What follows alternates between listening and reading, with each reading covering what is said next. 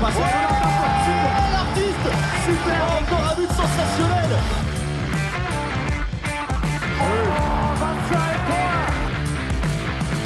That's a brilliant bit of follow-up play by Mahe. Oh my goodness me, what a shot.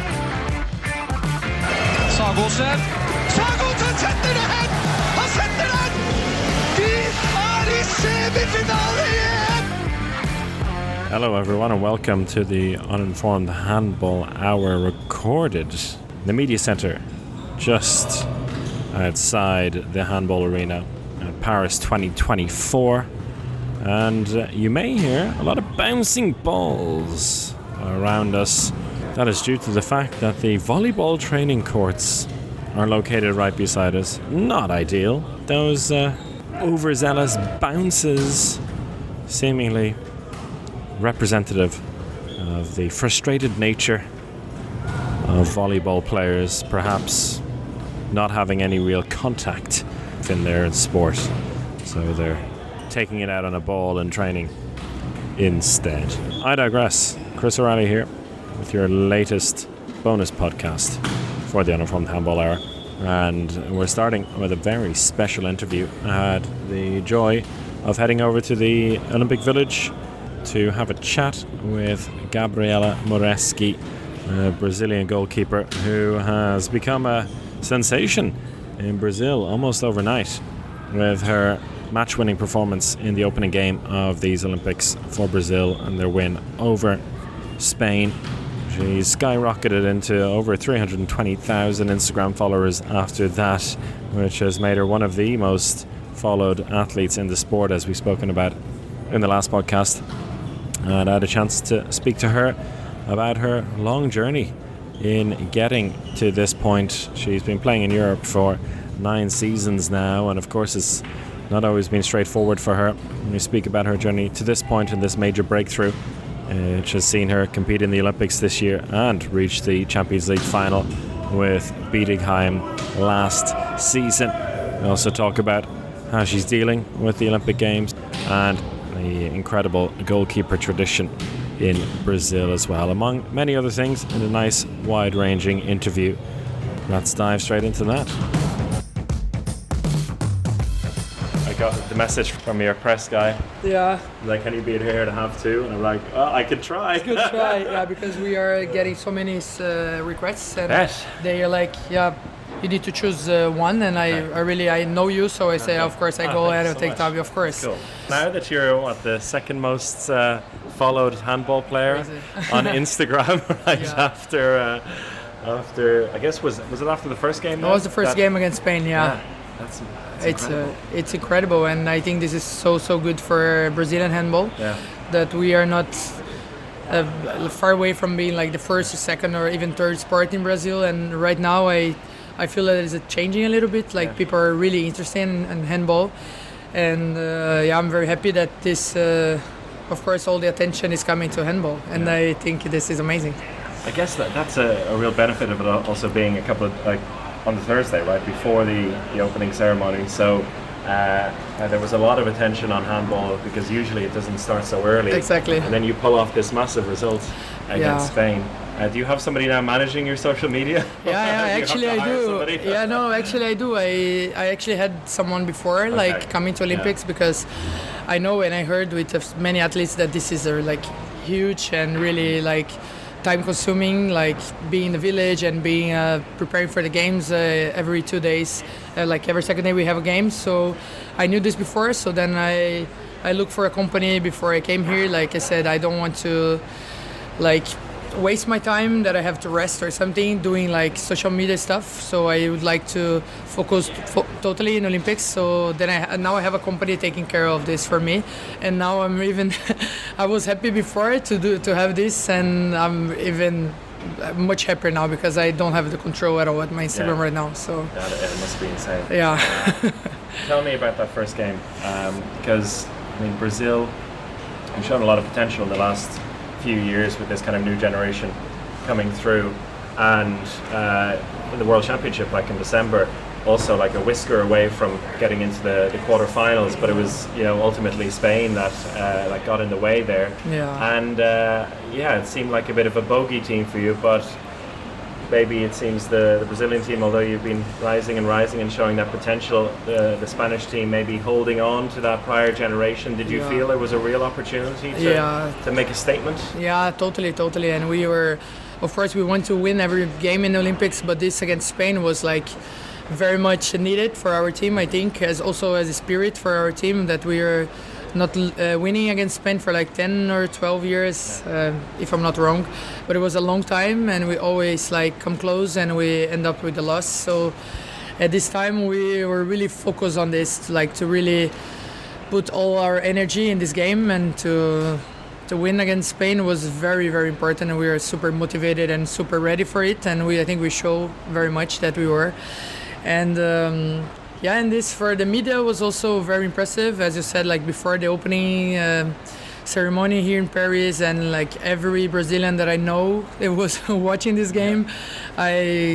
People were like study with me in the first grade. They were texting me like the friends of my grandma, watching the open television. So this is something that we don't normally see it. So for us was both like very important, this victory, and the way that we did against Spain, I think shows a lot that our team comes with a different face, and we are so much ready for it.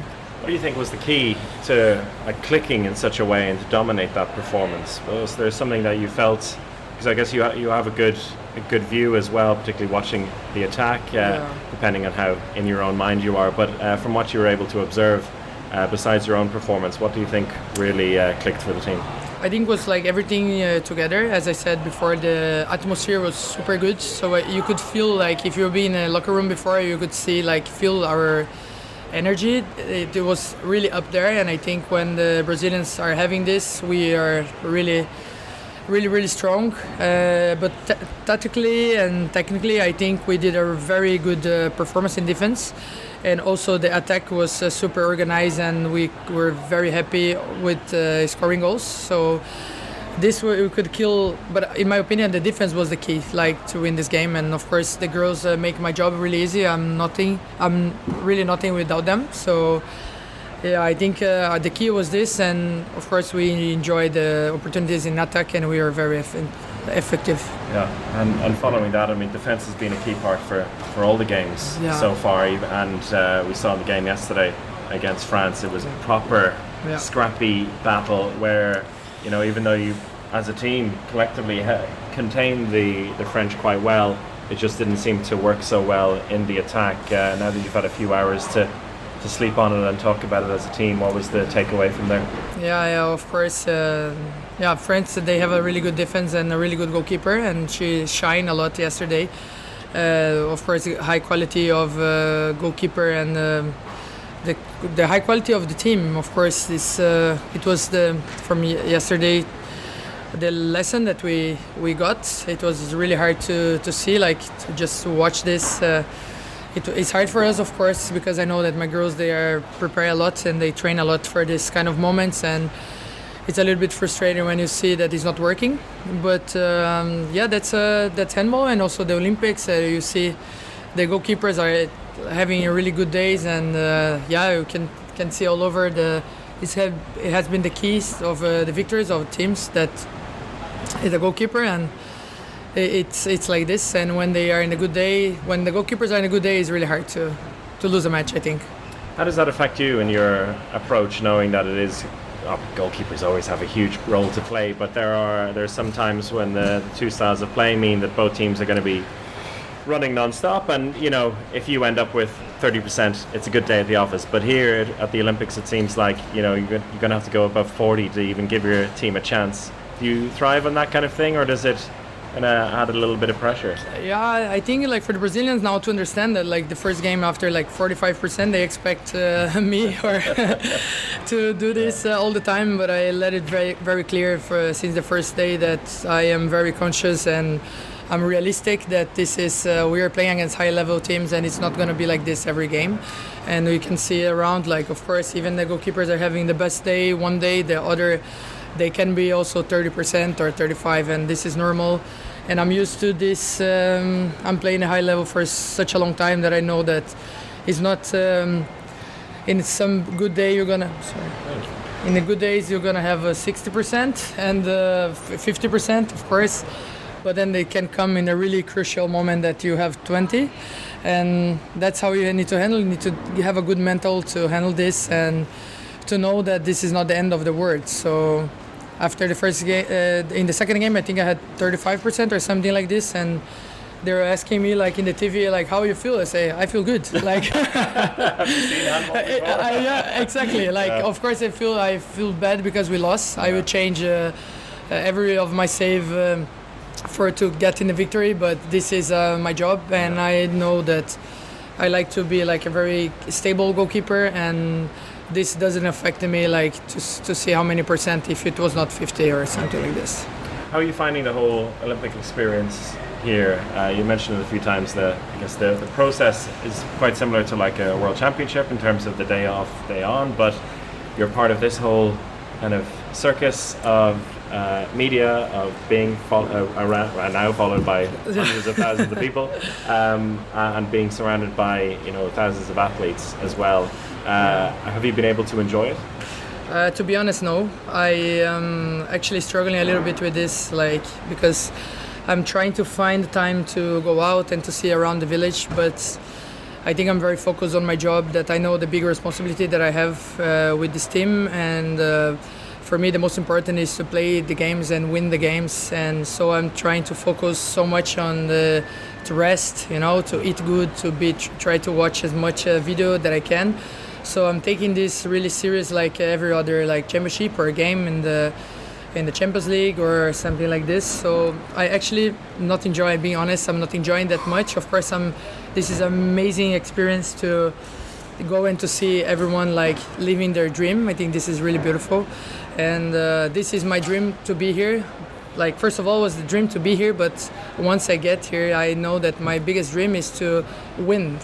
Like to have the medal and to perform good and to show the best what I can for my country. So right now, of course, it's amazing, and I'm really happy to be here, to be among these amazing athletes, but I don't feel that much that is like this. I feel like it's just a championship, like handball championship, I guess it's a good way to also think of it as well, too. I don't know. It's just my first time, and I said to the girls, like, I could not get the emotions totally that is to be here. It's like, I just feel that it's just about handball all the time. So maybe I need to find a way to enjoy, and maybe in the second Olympics I will feel this. But right now I cannot. I'm struggling a little bit with this balance.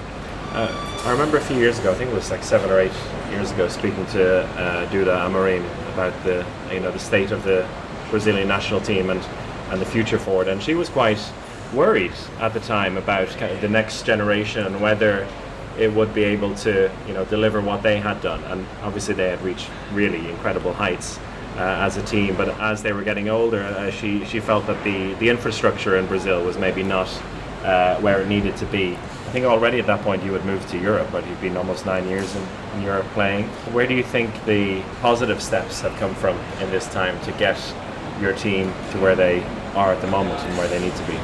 Yeah, I think the key was like everyone is playing Europe, and everyone is getting this culture like to play in the highest league, and to play a really strong game every week or 2 games in a week in a high level. I think this is the key, and to train and to be in a professional environment. I think this is really important. So unfortunately for us, we need to leave home really early to fight for this dream, to be a national team and to be a good handball player and respect handball player. We need to do this. But I think for us now it's very clear that we need to be in Europe, and to be like in a good team is not enough to be playing in Brazil, and it's not enough the quality of every day. And unfortunately, because this could be really good to have a really strong league in Brazil, be at home. I think this is a dream. But right now I think we all know very clear that we need to be here in Europe, and to be able to perform and to deliver. And as I said, you've been in Europe for quite a while, and you've had quite a varied career, plugging away before what feels like in the last year or two has been a major breakthrough for you. Is that something that kind of almost happened suddenly, or did you really feel that it was coming for you? Yeah, I think I had always in mind that I want to be like in this moment that I am right now. So I think it was a long process, a very hard one also for me, because I had to wait for my time for a long time. Like I had to work in silence a lot and to be able to let it go a lot of things that was on my way. Like before, I was in Norway for some time, not getting any play time, and yeah, it was a very hard process for me, but I put in my mind that I wanted to be always playing like in the stable clubs and with the clubs that they are in the good league, to be with the good players and wait for my moment to, like when I'm ready to just deliver. And I think this is what happened with me. I always choose the clubs that I play like really carefully.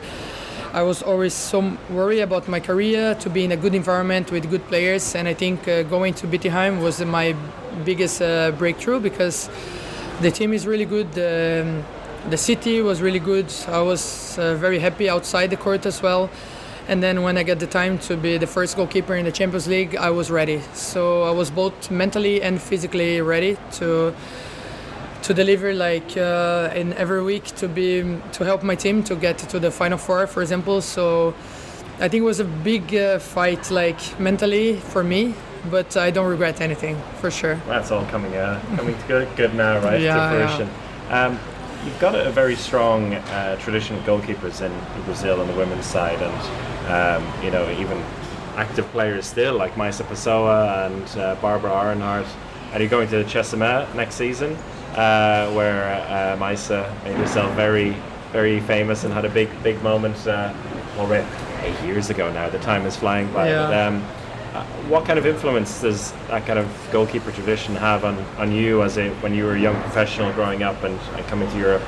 I think it's really important. Brazil always had like really good goalkeepers, like so many names and so many like incredible athletes that we had. And for me, it's such a pleasure to be representing Brazil in the goal, because it is a big tradition, as you said, and also big names and big person there. Like for example, Babi. Now that to share the goal with her is a big pleasure for me, both as an athlete and as a person. She is just amazing, and of course all the other girls that they represent Brazil so good. Like Maisa won the Champions League for us, I feel, you know, like for Brazil, and so this is really nice. So I feel like, of course, when you look, it's easier to look at this that is possible, you know, like that you see a goalkeeper like Babi. She was like best goalkeeper in the world, and this kind of things. So you look, and when you're young, watching at home, you can see that it's possible. So of course it's really important, and when I get in national team, to be training with them and spending time with them, for me was really important as a person, of course. And finally, I don't want to take too much more of your time. You should get some rest in. It's okay. About the upcoming games, looks like it's going to go right down to the wire, this race for the quarter-final spots. It's Netherlands next, right? And then Angola last.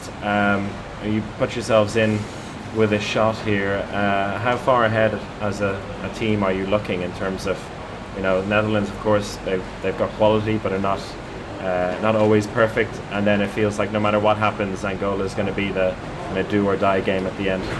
Yeah, it's going to be like Angola is our biggest fight. I think we need to win yes or yes. So it's going to be a really big fight for us, of course. And but we go for the victory also against Holland, of course. They have a good team, really strong, and also really fast. And I hope we are ready tomorrow to run a lot and return a lot and to go for the victory, because for us the most important is to win these two games and qualify good. But I think we are ready for everything what comes. Brazilians are always like fighters, and I'm very happy to be in this team in these terms that it doesn't matter who or what, we are always ready to fight.